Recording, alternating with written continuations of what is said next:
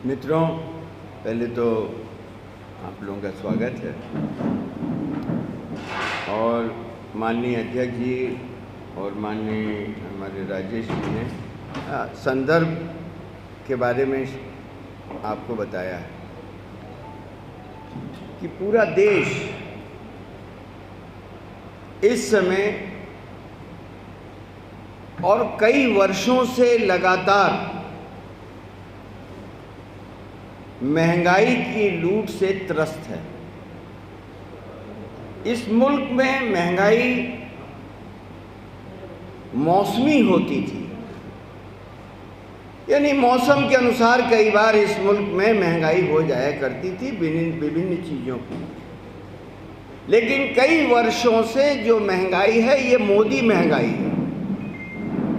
मोदी सरकार के द्वारा संरक्षित पोषित जो बड़े उद्योगपति हैं उनके द्वारा ये लूट हो रही है। महंगाई का मतलब होता है कि 10 रुपये का माल अगर 12 और 15 रुपये में मिल जाए तो उसको हम महंगाई कहते हैं, लेकिन अगर 10 रुपये का माल 25 रुपये में मिले तो उसको लूट कहते हैं। और ये लूट की छूट लगातार मोदी सरकार ने उन बड़े पूंजीपतियों को दे रखी है जो इस मुल्क को महंगाई के नाम पर लूटने का काम कर रहे हैं। अब सबसे बड़ा सवाल यह है कि सरकार का रोल किसी भी चीज में दिखाई नहीं पड़ रहा। क्यों? क्योंकि जो मौजूदा केंद्रीय सरकार है न इसमें गंभीरता है, न गहराई है और न देश की सोच, उनकी सोच देश की समस्याओं को हल करने के लिए सक्षम है। अब तक की सबसे अक्षम सरकार है। पेट्रोलियम पदार्थ, खाद्य पदार्थ, खाद्य तेल, दवाई और पढ़ाई, ये जो आम आदमी की जिंदगी से जुड़े हुए सवाल हैं, इन सवालों पर इस सरकार के पास कोई सोच नहीं। पेट्रोलियम पदार्थ की लूट मची है और बहाना लिया ये जाता है कि भाई हमारे हाथ में नहीं है। तो जब कांग्रेस की या यूपीए की सरकार थी तब क्या उनके हाथ में थी? और ये तर्क चल नहीं सकता, क्योंकि ये जो कंपनियां हैं ये कंपनियां भारत सरकार की कंपनियां।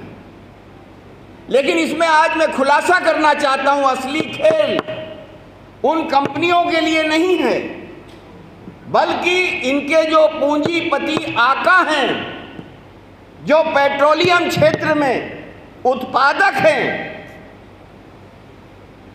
वो मुनाफे की लूट चलती रहे उनकी, इसलिए इस मुल्क में पेट्रोलियम पदार्थ पर सरकार के कोई कदम नहीं उठ रहे। और उदाहरण देता हूँ, नोट करके रखिएगा कि जब यूपीए के समय में पेट्रोलियम पदार्थ के दाम नीचे गए थे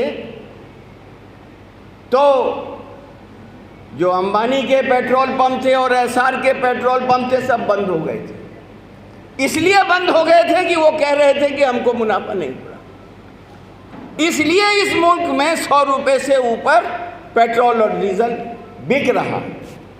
और मित्रों, जो ये तर्क देते हैं कि अंतर्राष्ट्रीय बाजार के भाव के अनुसार हम देश के अंदर तय करेंगे, लेकिन क्या ऐसी स्थिति में सरकार को इंटरवीन नहीं करना चाहिए? और उसमें प्रावधान है जो जिसमें कानून पास हुआ कि अंतर्राष्ट्रीय बाजार की जो तेल की कीमतें होंगी उसके आधार पर भारतीय तेल कंपनियां पेट्रोलियम पदार्थों की भाव को तय कर सकेंगी। उसमें है कि विशेष परिस्थितियों में केंद्रीय सरकार उसमें दखल देगी, लेकिन वो विशेष परिस्थितियां होने के बावजूद केंद्र सरकार उन पूंजीपतियों को मुनाफा कमाने के लिए पूरे देश में लूट की छूट दे रही है। अब अभी आपने देखा कि सरसों का तेल 75 और 80 से 175 और 180 तक चला गया, 200 तक चला गया, 200 चला गया। लेकिन गंभीरता की बात कर रहा हूं, जो मैंने शब्द इस्तेमाल किया था, कृषि मंत्री कहता है, इस मुल्क का मोदी का कृषि मंत्री कहता है कि हमने तेल में मिलावट रोक दी है, इसलिए दाम बढ़ रहे हैं। ये देश के साथ मजाक है। कौन इसके जिम्मेदार हो? कोई जवाबदेह है ये सरकार? करोड़ों से लोग मरे, लाखों लाखों लोग मर गए, सड़क पर चलते हुए मर गए, लेकिन कोई इस देश में जवाबदेही लेने के लिए तैयार नहीं। हमारा सीधा आरोप है, आपराधिक लापरवाही की वजह से इस देश के अंदर लाखों लोगों को जान गंवानी पड़ी है। इसी तरह खाद्यान्न के मामले में, दवाई के मामले में आप खुद अनुभव करिए। आज आप दवाई लेते हैं और 2 महीने बाद वही दवाई लीजिए तो उसका दाम बढ़ा हुआ होता है। दवाई के मामले में मूल्य नियंत्रण सरकार के हाथ में है और बेतहाशा बढ़ती चली जा रही है। जो कोरोना काल में जब लूट मची थी तो ये सरकार सोई हुई थी, बड़े आराम से कर सकते थे। जो मूल्य नियंत्रण का है दवाइयों के मामले में, उसका कानून का वो प्रयोग कर सकते थे। ये सरकार इस देश की समस्याओं को हल करने में पूरी तरह अक्षम है। और जिस तरीके से देश की जनता की लूट हो रही, राष्ट्रवाद का मुखौटा पहन के इस देश को खोखला करने का काम कर रहे हैं। और जो मदद मिलती है तो सम्मान मानते हैं कि हमको दुनिया से मदद मिल रही है। किस चीज का सम्मान? बांग्लादेश जैसा देश हमको 30,000 किट दे रहा है और हम उसको सम्मान मान रहे हैं। पैरासिटामोल दे रहा है और हम उसको सम्मान मांग रहे हैं। सम्मान वो था कि 2013 के अंदर सुनामी में पूरी तबाही हो गई थी। दुनिया के बहुत से मुल्कों ने कहा कि हम मदद करते हैं। मनमोहन सिंह और सोनिया गांधी ने कहा कि जब जरूरत होगी तो हम आपसे लेंगे। भारत सक्षम है इस तरह की विपदाओं का मुकाबला करने के लिए।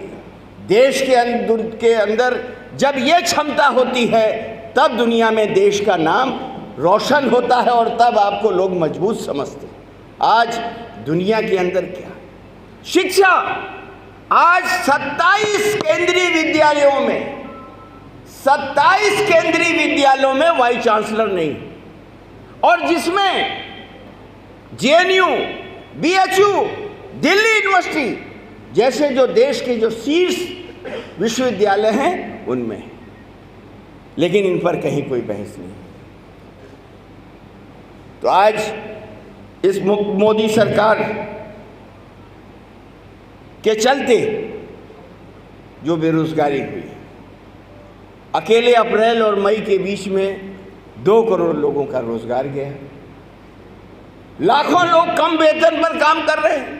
आपका समय नहीं लेना चाहता कि हो सकता है बहुत से बेहतर हमसे पढ़ने वाले हों, लेकिन राजेश जी बहुत सी जो आंकड़े जो मैंने बोला है उनको पूर्ण करने के लिए आपको दे देंगे।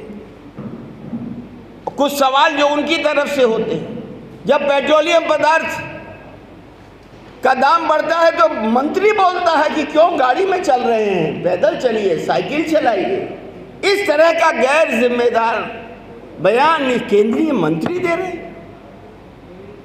इसलिए आप सब लोगों से भी कहना चाहेंगे कि देश इस समय बहुत संकट में फंसा है और ये संकट केंद्रीय सरकार, मोदी सरकार के द्वारा खड़ा हुआ ये संकट है। अगर आपको हमारा वीडियो पसंद आया हो तो इसे लाइक करें, सब्सक्राइब करें और साथ ही बेल आइकन दबाना ना भूलें।